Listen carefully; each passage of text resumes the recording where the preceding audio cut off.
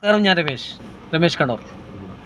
ഞാൻ ഞാൻ ഇപ്പോൾ ഉള്ളത് തൃച്ചംബരം ക്ഷേത്രത്തിലാണ്. ക്ഷേത്രത്തിൻ്റെ സൈഡിൽ ഇങ്ങനെ ഇരിക്കലാണ്. അപ്പോൾ പെട്ടെന്നാണ് അപ്രതീക്ഷിതമായിട്ട് നമുക്കൊരു സുഹൃത്ത് കടന്നു വന്നത്.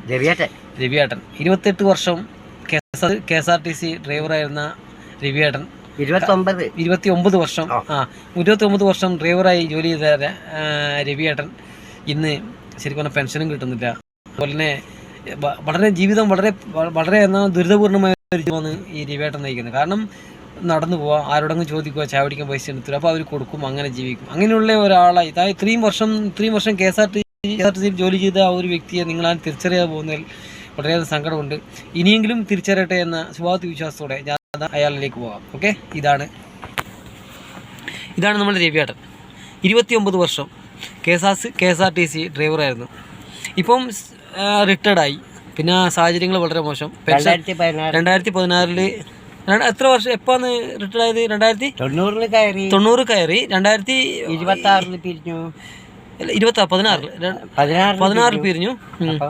അപ്പോൾ പെൻഷൻ എങ്ങനെ രവിയേട്ടാ? പെൻഷൻ കിട്ടുന്നുണ്ടോ ശരിക്കും? എൻ്റെ പൊന്നുമോനെ, പെൻഷൻ കിട്ടിയിട്ടുണ്ടെങ്കിൽ ഞാൻ നിങ്ങളോട് കണ്ണൂരെത്താൻ ഒരു 30 രൂപക്ക് ഇരക്കുമോ? അപ്പോൾ രവിയേട്ടൻ കണ്ണൂരേക്ക് പോകാൻ തീരുമാനിച്ചു. അപ്പോൾ കയ്യിൽ പൈസ ഇല്ല. അപ്പോൾ ഒരുപാട് ആളോട് ചോദിച്ചു, എല്ലാവരും കൈ മലർത്തി. അപ്പോൾ എൻ്റെ അടുക്ക വന്നപ്പോൾ ഞാൻ കയ്യിലുണ്ടായിരുന്നൊരു തമാശ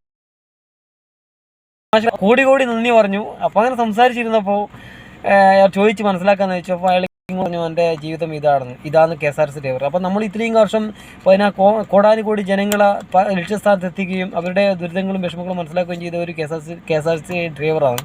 ഇന്ന് സാമ്പത്തിക പരാധീനതയോ അവൻ്റെ പ്രായാധിക്യവും കൊണ്ട് നടന്നു പോകുമ്പോൾ അയാളെ സഹായിക്കാനും അയാൾക്കൊരു കൈത്താങ്ങാകാനും നമ്മളെ ജനങ്ങളെ സഹകരിക്കണം എന്ന് മാത്രം പറഞ്ഞുകൊണ്ട് രമേശ് കണ്ണൂർ.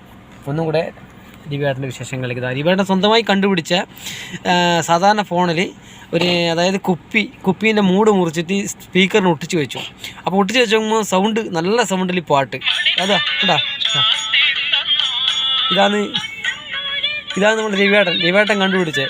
ഈ കണ്ടുപിടുത്തങ്ങൾ ചെറുതും വലുതും ഒന്നുമല്ല, കണ്ടുപിടിക്കാൻ ആർക്കും കഴിയും. പക്ഷേ ഇങ്ങനെയുള്ള ചെറിയ ചുട്ടുവിദ്യകൾ കണ്ടുപിടിച്ച് ജീവിതം മുന്നോട്ട് പോകുന്ന രവിയേട്ടനെ അറിയപ്പെടുന്നവർ സഹായിക്കുക.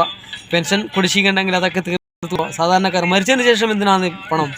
മരിക്കാതിരിക്കുമ്പോൾ മാത്രം കൊടുക്കും. 2016 4 ലക്ഷം തരാനുണ്ട് ഒരു കള്ളാസിൽ എഴുത്തന്നില്ല. ഇന്നിപ്പം ഈ നിൽക്കുന്ന ടൈമിൽ ഒരു 50 പൈസ കിട്ടിയില്ല. 50 പൈസ കിട്ടില്ല, ഒരു ഉറുപ്പ് പോലും കിട്ടിയില്ല. 2016 ഇത്രയും പൈസ വലിയ പൈസ കൊടുക്കാനുണ്ട് തുറന്നു, ഇതുവരെ കൊടുത്തിട്ടില്ല. മരിച്ചതിന് ശേഷം എന്തിനാണ്? ദാഹിക്കുന്നവന് വെള്ളം കൊടുക്കുക, താൻ നിർത്തവന് വെള്ളം കൊടുത്തിട്ട് കാര്യമില്ല. ഇന്ന് സർക്കാർ ദിവസന്മാർക്കെല്ലാം ശമ്പളങ്ങൾ കൂട്ടിക്കൊടുക്കുമ്പോൾ ഇതുപോലുള്ള പാവപ്പെട്ട ജനങ്ങളെ കണ്ണുകൊണ്ട് കാണാതിരിക്കാൻ നിങ്ങൾക്കാരും സാധിക്കില്ല. ഇനിയും കണ്ണു തുറക്കട്ടെ എന്ന് വിശ്വാസ വിശ്വാസത്തോടുകൂടെ ഇനിയും ഇതുപോലെ ജനങ്ങളെ